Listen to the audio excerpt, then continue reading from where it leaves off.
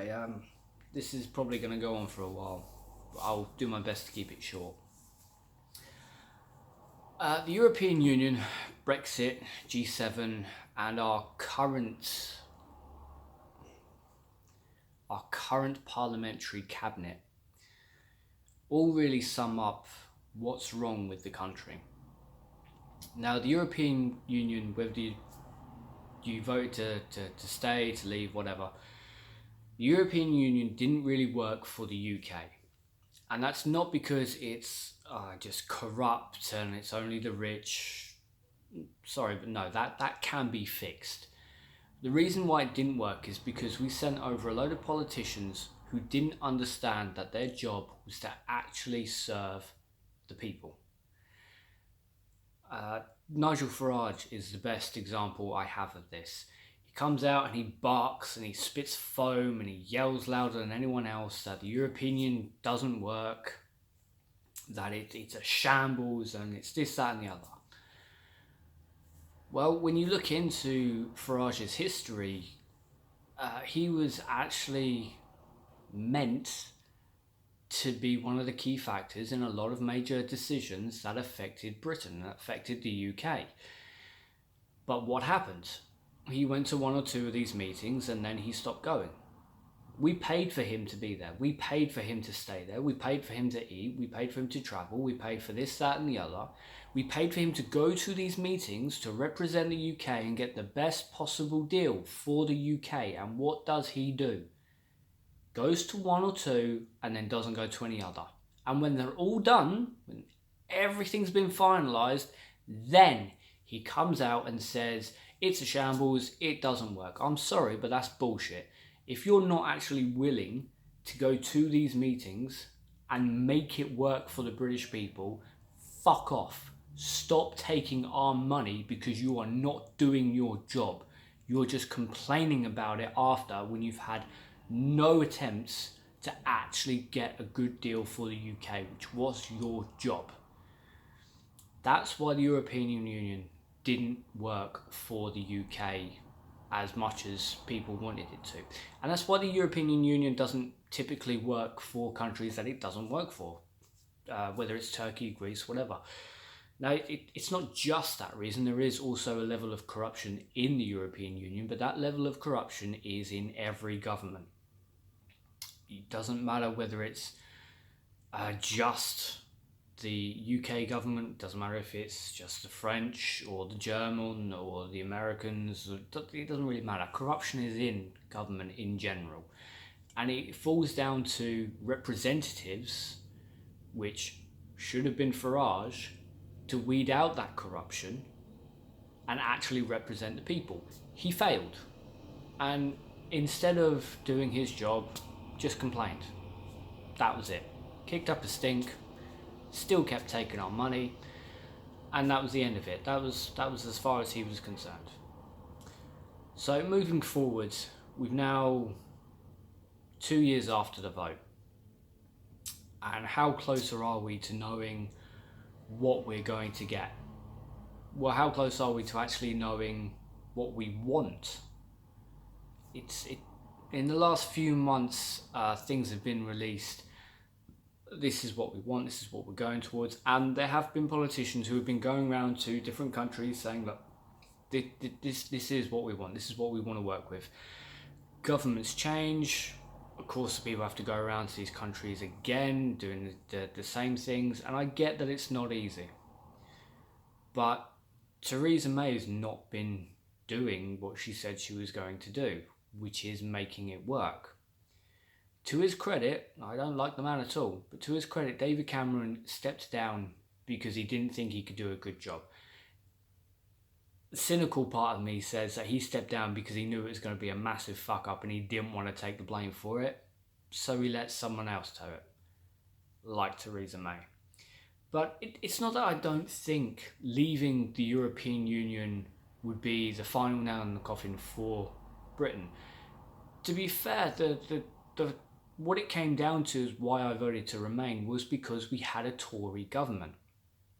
When you have a plutocracy, which is what we have, the rich looking after the rich for only the rich's interest, it doesn't help anyone. And that little bit of backing from the EU, in whichever way that we had it, was worth keeping, in my opinion.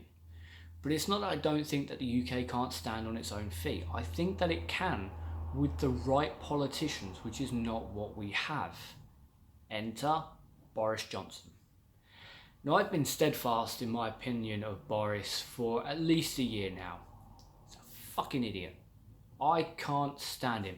And quite frankly, I think Theresa May is possibly the world's biggest idiot for giving this muppet of a human being such an important prestige position in government. He is the face of the United Kingdom.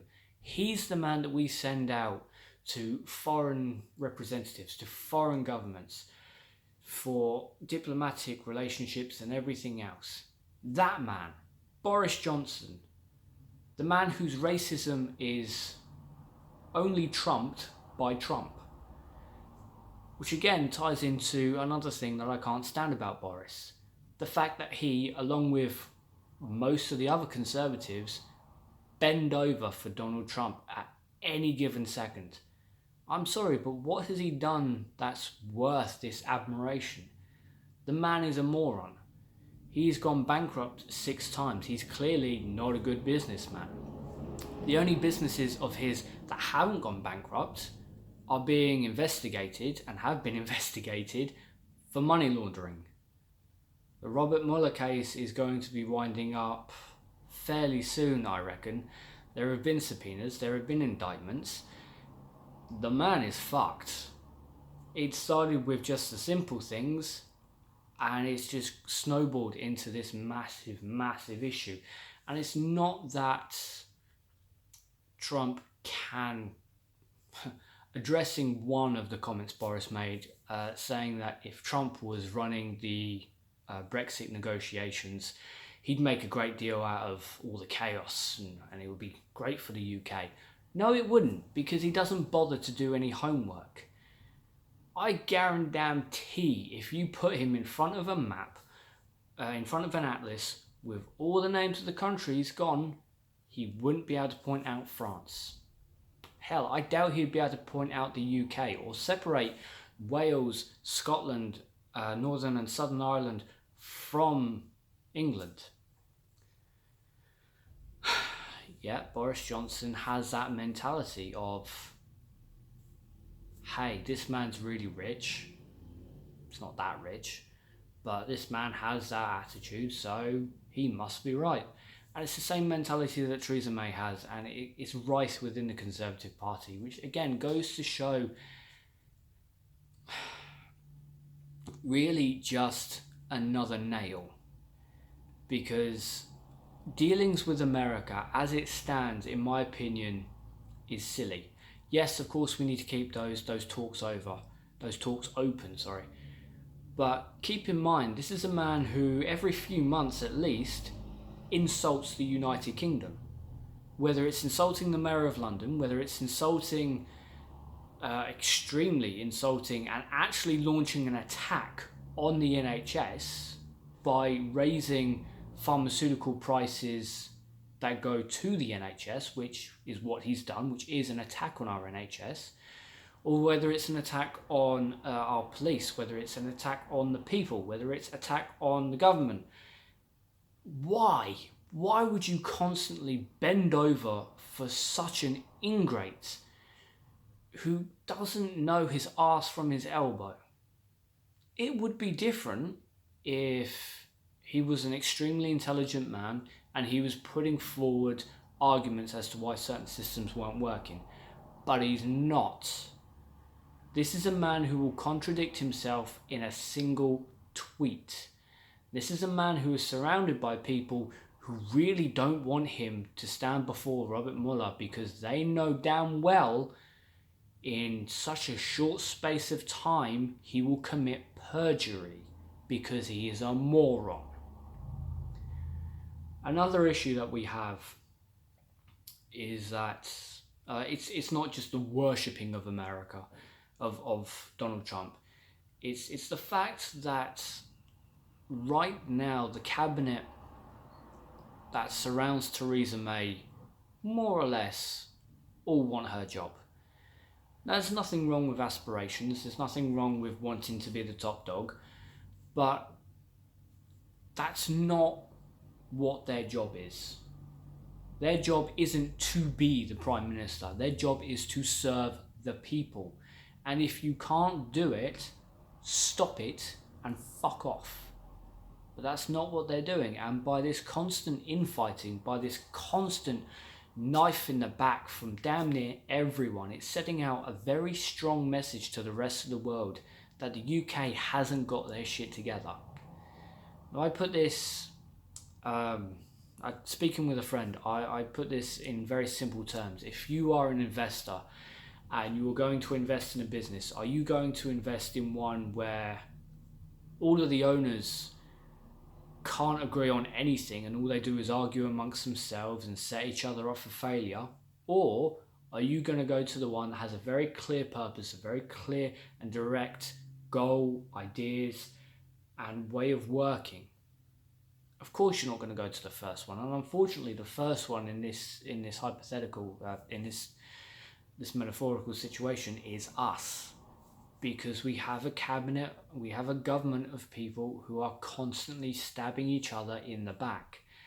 I don't like Theresa May, I don't like Esther McVeigh, it's a cabinet of deplorables.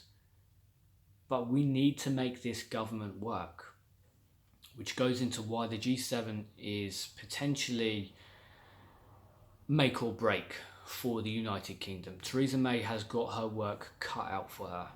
I do not envy what she will have to do. I certainly hope she doesn't focus on America like she has been, because that will be it. You know, it's, why would you get into bed with someone who has been taken to court and lost because he doesn't pay the people who work for him, which includes being taken to court and lost by a solicitor, by lawyers who have represented him in these cases where he hasn't paid people who worked for him. It's stupid. And yet that seems to be her only goal. What Theresa May needs to be doing is seriously building on the relationships that we have within the Commonwealth. Focus on Canada. Focus on Australia, on New Zealand. Focus on India. Focus on France. Now, France is a big one because it affects me. Now, I live in Dover. On a clear day, you can see France. Last year, the year before, there was a slowdown, just a slowdown. So if we lose the free man movement, for example, and every car that goes over, every boat that goes over, every person who goes over from Dover to France, goes into Calais, goes into the Eurotunnel, if they all have to be stopped and checked, the same as what happens when we leave the European Union, like when I went to Africa, if we have that kind of stop and check procedure, Dover will stop, because it has stopped in the past. Again, last year there was a slowdown. There was a whole year before that, there was a slowdown in Calais. And that meant that Dover stopped. It stopped completely. Damn near every single street was just blocked with cars that couldn't go anywhere. And that went back as far as the motorway and as far as France, as far as Folkestone, the next towns over. It's a serious issue. So working very, very closely with France is something that I cannot stress enough, especially as, while we haven't got the best history with France, and I would say that a lot of English are quite prejudiced towards the France, me being one of them, that it's can be a bit awkward, but you know, I do also like to think that we have that brotherly relationship with France, where we can hate them and we can love them and we can insult them and laugh with them, and they have the same mentality and relationship with us. But France is one of the key countries that we need to be working with, because it has a very direct effect to the rest of the United Kingdom. It's not that I don't think the UK can survive on its own. It can. But as it stands right now, it's not going to, because we're not focusing on the right places. Instead of focusing on France, on Germany, on Italy and Canada and Australia and New Zealand, India, and all these countries that actually have something fairly stable, something positive, we're focusing on a madman in a White House that hasn't been fully staffed from day one, who seems to exist solely on drama and on BS conspiracy theories, with a man who doesn't trust people to cook for him, so his diet is predominantly fast food. I wish I was making this up, but I'm not. Instead of working with Macron, instead of working with Justin Trudeau, again, personal feelings of him aside, we are focusing on a man who has shown time and time again that he cannot be trusted, he cannot be relied on, he doesn't do his homework, he doesn't research anything, and he doesn't care about anything unless it affects him specifically. It needs to change. I certainly hope that the summit goes well. I certainly hope that we build very strong relationships with France, with the rest of the EU, and I hope that my worries get laid to rest and it turns out I was worried about nothing. But as it stands, with the people in power right now, we're in a very difficult time. The only thing I could say to it, to wrap up this video, and I've said it before, contact your local MP, contact your local representatives, make sure they know that you cannot tolerate their incompetence. They need to be doing their job, and a politician's job is not to look out for themselves, it's not to look out for their rich buddies, it's not to be a plutocracy, it is to serve the people. It's very simple. I don't know why they struggle so much, but that's what their job is. Whether it's Charlie Elfrick, whether it's Theresa May, whether it's any of the others, pick a name. But that's what we need to be doing. We need to be holding politicians accountable.